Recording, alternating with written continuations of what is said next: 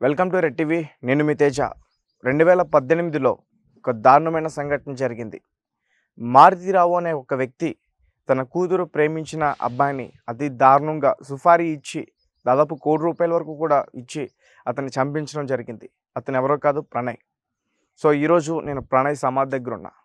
So ఇక్కడికి రావడానికి గల రీజన్ ఏంటంటే, అంటే సమాధిలో ఏంటి ఇతను వీడియోలు చేస్తున్నాడు అనుకోవచ్చు. సో ఎందుకంటే ఇతనికి ఈరోజు న్యాయం దక్కింది. 2018లో జరిగిన ఆ మర్డర్‌కి ఇతన్ని చంపేశారు ఆ రోజు. ఇది అందరికీ తెలిసిందే.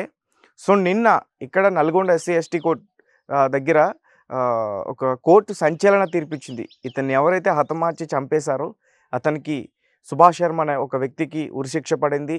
అలాగే మారుతిరావు గతంలోనే ఆయన ఆత్మహత్య చేసుకొని చనిపోయారు. అలాగే మిగతా వాళ్ళందరికీ కూడా దాదాపు 7 ఉన్నారు. మిగతా వాళ్ళందరికీ కూడా జీవిత ఖైదు పడింది. సో మొత్తానికి ఇతనికైతే న్యాయం దక్కింది, గెలిచింది. కానీ న్యాయం గెలిచినా కానీ పోయిన ప్రాణం అయితే తీసుకురాలేము. వీళ్ళ కుటుంబ సభ్యులతో కూడా నేను మాట్లాడడం జరిగింది. సో అంటే సార్ ఎందుకు నేను వీళ్ళ ఫాదర్‌కి ఫస్ట్ ప్రణయ్ వాళ్ళ ఫాదర్‌కి నేను ఫస్ట్ అడిగిన క్వశ్చన్ ఏంటంటే, సార్ ఎందుకు మారుతిరావు గ్యాప్ తీసుకున్నాడు?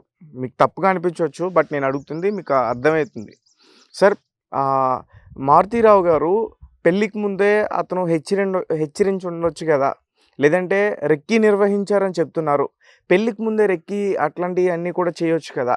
అప్పుడే అతనికి ఏదైనా చేసే ఆలోచన ఉంటే అప్పుడే మీ అబ్బాయిని భయపెట్టడమో, లేకపోతే ఎవరితో అయినా కొట్టించడమో, లేకపోతే ఇలా దాడి చేపించడం ఇలాంటివన్నీ కూడా చేసి ఉండొచ్చు కదా. అలాంటివి ఏమన్నా జరిగాయంటే అతను అలాంటివి ఏమీ జరగలేదంటూ కూడా చెప్పొచ్చు. అసలు మారుతిరావు గారు మీకు తెలుసా, తెలీదని అడిగా. సో అతను ఎప్పుడూ నాతో మాట్లాడలేదు. ఈ విషయాల గురించి కూడా మేము ఎప్పుడూ చర్చించుకోలేదు. అలాగే ఎప్పుడు మేము ఎదురు బదురు కూడా ఎప్పుడు కూడా మా ముఖాలు చూసుకోలేదంటూ కూడా వీళ్ళ ఫాదర్ చెప్పుకొచ్చారు. అలాగే మారుతిరావు మిర్యాలగూడకి వలసొచ్చిన వ్యక్తి అంట. అతను ఫస్ట్‌లో ఇక్కడ ఏదో కిరసనాయిలు అమ్ముకుంటూ చిన్నగా రియల్ ఎస్టేట్ వ్యాపారంలోకి ఆయన వచ్చారు. సో అతని గురించి మాకు పూర్తిగా తెలీదు. వాళ్ళ క్యాస్ట్ ఏంటనేది తెలుసు. అయితే మనందరికీ తెలుసు, అంటే వీళ్ళ ప్రేమకి వీళ్ళ పెళ్ళికి అడ్డు క్యాస్టే. సో మొత్తానికి వీటన్నిటిని కాదని అమృత, ప్రణయ్ ఇద్దరు కూడా పెళ్లి చేసుకున్నారు. పెళ్లి చేసుకుని అమృత 5వ నెల గర్భంలో ఉన్నప్పుడు ప్రణయ్‌ని దారుణంగా చంపేశారు.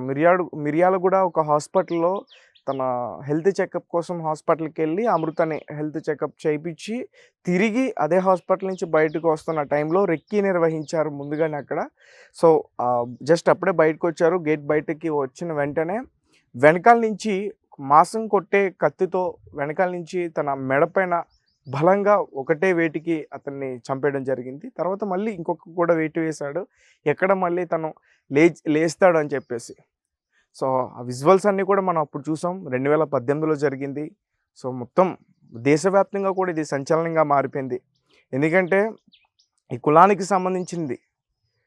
ఒక తక్కువ కులం వాడు ఎక్కువ కులం అమ్మాయిని ప్రేమించాడు అని చెప్పేసి ఇతన్ని చంపేశారంటూ కూడా అప్పుడు చాలామంది ధర్నాలు చేశారు.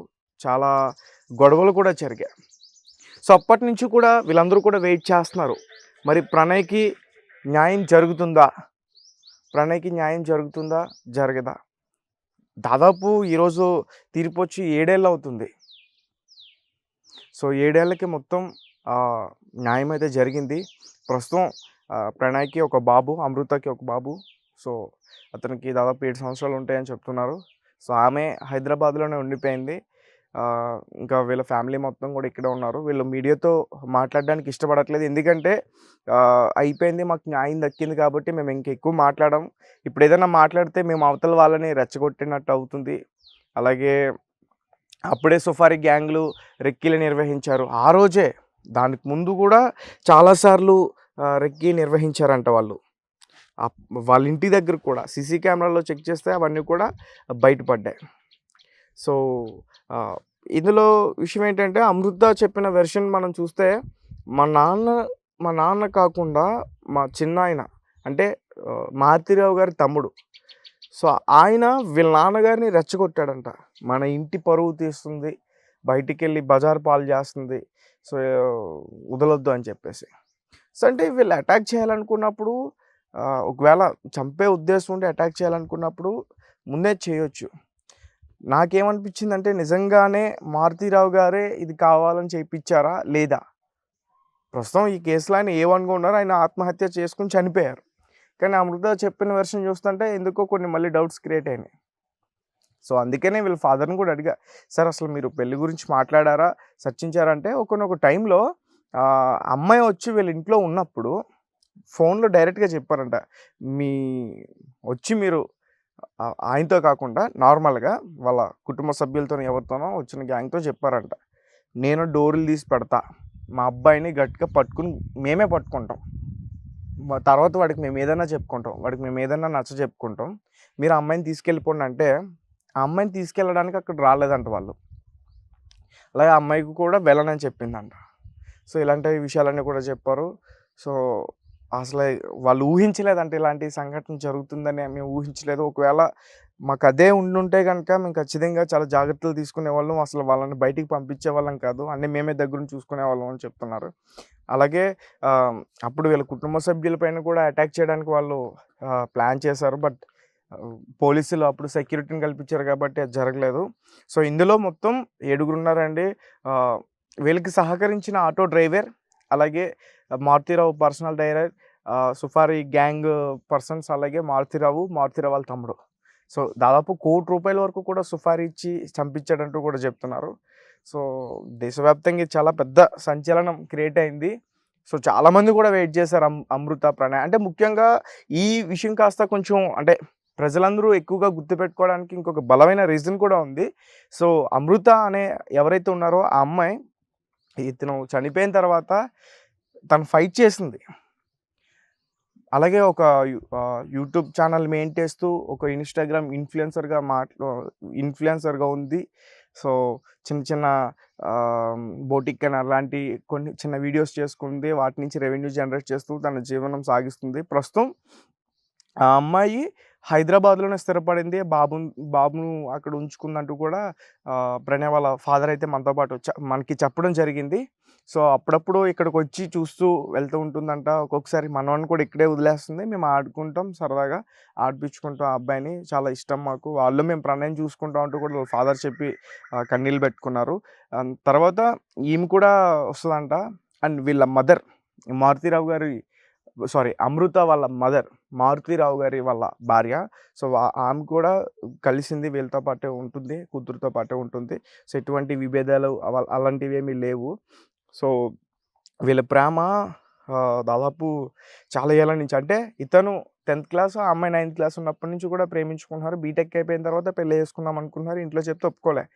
అమృత వాళ్ళ ఇంట్లో ఒప్పుకోలేదు, వీళ్ళ ఇంట్లో ఒప్పుకున్నారు. సో తర్వాత చంపేస్తాను బెదిరించిన ఆమె చనిపోతానని చెప్పింది, కానీ ఇతను వదిలి నేను ఉండలేనంటూ కూడా చెప్పింది. సో తర్వాత ఇంకా ఎవరు ఒప్పుకోకపోయేసరికి హైదరాబాద్ ఆర్య సమాజ్లో వీళ్ళు పెళ్లి చేసుకుని ఇంకా అమ్మాయిని ఇంటికి తీసుకుని వచ్చేసారు. సో మొత్తానికి వీళ్ళ పెళ్ళి అలా జరిగింది. సో ఫైనల్గా దీంట్లో చెప్పేది ఏంటంటే కులమే కారణం. ప్రణయ్ యొక్క చిన్న క్యాస్ట్ అని చెప్పేసి తనని చంపేశాడు. సో దానివల్లే వాళ్ళ జీవితాలన్నీ కూడా పోయాయి, కొన్ని కుటుంబాల జీవితాలు పోయాయి. తప్పులేదు, ఎందుకంటే వాళ్ళు చేసినంత తప్పు. ఎందుకంటే అమృత వాళ్ళ ప్రణయ్ వాళ్ళ ఫాదర్ చెప్పినట్టే,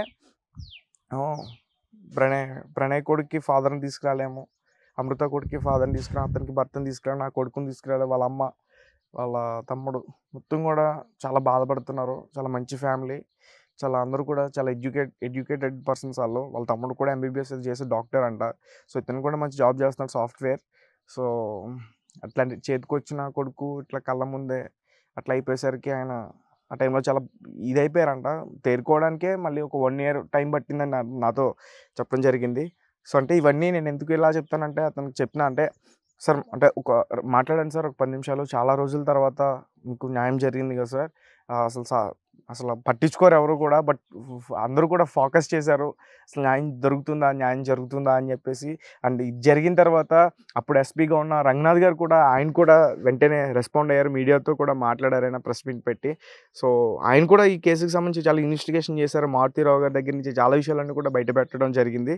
సో తర్వాత ఆయన మధ్యంతర బెయిల్ మీద బయట ఉండి సంథింగ్ ఆయన హైదరాబాద్లో ఆత్మహత్య చేసుకుని చనిపోయారని చెప్పేసి కూడా అన్నారు. సో అది నిజమే. కానీ తప్పదు, తప్పు చేసిన వాళ్ళు ఖచ్చితంగా శిక్ష అనుభవించాల్సిందే ఎవరైనా సరే. నువ్వెంత పెద్ద నీదెంత పెద్ద కులమైనా, నీ ఎంత రిచ్ ఇంకెవరు లేకపోయినా సరే, ఎవరైనా సరే చట్టానికి లొంగాల్సిందే.